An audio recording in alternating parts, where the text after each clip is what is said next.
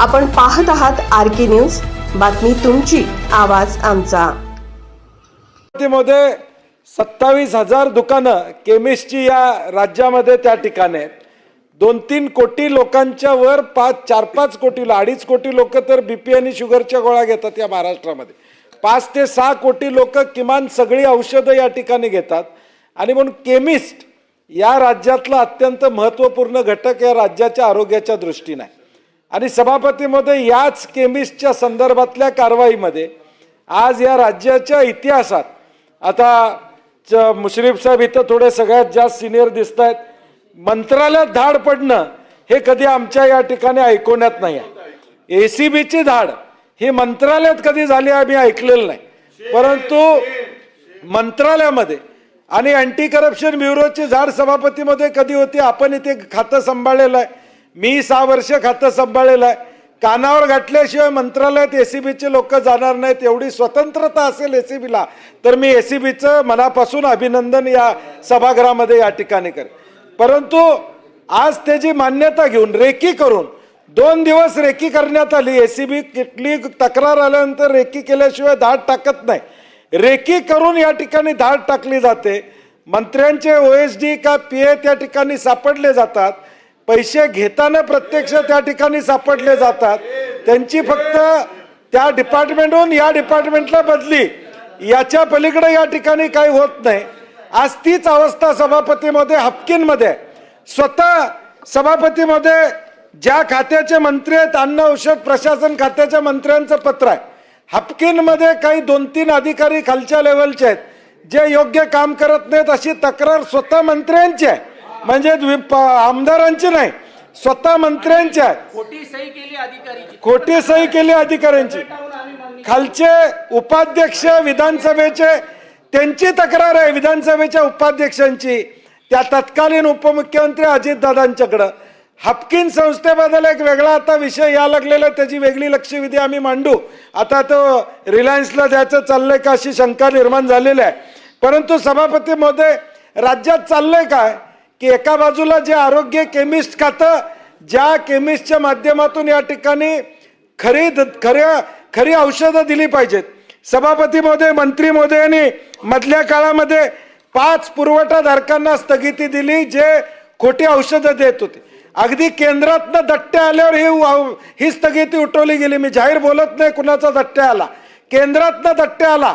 5 विशाल enterprises, Jaya enterprises या सगळ्यांना मंत्री महोदय स्थगिती देतात खोटी औषधं दिल्यानंतर। वरून निरोप आल्यावर मग तुम्ही जागे झालात, अजितदादांनी बोलवून सांगितलं तुम्हाला हे चुकीचं केलं, मग तुम्ही ती स्थगिती या ठिकाणी उठवली। मग तुमच्या प्रत्यक्ष बर्दास्त आहे का खोट्या औषधांसाठी या राज्यातल्या? आणि सभापती महोदय, हा विषय महत्वाचा आहे। मंत्र्याचा ओएसडी जर या ठिकाणी पैसे घेत असेल तर या केमिस्ट लोकांच्यावरचा अन्याय किंवा या राज्यामध्ये नेमकं काय चाललंय हे वास्तव या ठिकाणी समोर आहे। आणि म्हणून आमची सभापती महोदय आपल्या माध्यमातून या ठिकाणी मागणी आहे, मुख्यमंत्री महोदयांनी परवा क्लीन चिट दिलेली आहे, आता ते सगळ्यांनाच क्लीन चिट देतात, कुणाला सोडत नाहीत, त्यामुळं आता त्यांना देखील क्लीन चिट या ठिकाणी दिली। आमची मागणी एकच आहे की ही कारवाई हो, पण मंत्र्यांनी बाजूला जावं। मंत्री तिथं राहणार असतील, मंत्री त्या पदावर राहणार असतील तर त्या अधिकाऱ्यांची चौकशी काय होणार आहे?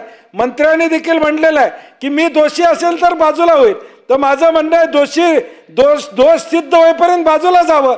तुम्ही स्वतःहून मंत्रिपद सोडलं पाहिजे, राज्यात मेसेज गेला पाहिजे, मुख्यमंत्री देवेंद्र फडणवीसांच्या नेतृत्वाखाली भ्रष्टाचार खपवला जात नाही, प्रसाद लाड हा मेसेज घालवायचा असेल, हा मेसेज राज्यामध्ये द्यायचा असेल तर ज्या आरोग्य खातं एफडीए खातं आरोग्याशी डायरेक्ट खेळतं, कोल्ड्रिफ्टमुळं या मध्य प्रदेशमध्ये किती मुलांचे मृत्यू झाले आपण बघितलेलं आहे। इंजेक्शन पालघरमध्ये खोटी ड्रग्ज या ठिकाणी एका केमिस्टकडे या ठिकाणी सापडले।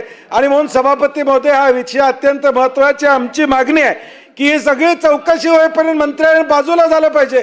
आता नाहीतरी अधिवेशनापुरती खाती बदलून देत आहे, अगदीच अडचण असेल त्यांचं खातं काढून इकडे चंद्रकांत दादांच्याकडे द्या, काय आमची अडचण असणार नाही। किमान चौकशी होईपर्यंत मंत्री तेच राहणार, आरोपी तेच आहेत। दोष त्यांना आणि चौकशी कसली होणार सभापती महोदय? ज्या मंत्र्यावर या ठिकाणी आरोप आहे ते तिथं असले तर या ठिकाणी मग संबंध, मग त्यांच्या खात्याचा ओएसडी कसा करतोय? त्यांच्या खात्यातला ओएसडी तुम्ही जर बाजू घेणार असलं तर बाजू घ्या भ्रष्टाचाराला. मुख्यमंत्र्यांना ते मान्य आहे का? मुख्यमंत्री महोदयांनी सांगावं की या राज्यामध्ये हे मान्य आहे, यांच्या राज्यामध्ये हे मान्य आहे, ह्या राज्यामध्ये भ्रष्टाचार मान्य आहे, हे सन्मान्य मुख्यमंत्री महोदयांनी या ठिकाणी सांगावं.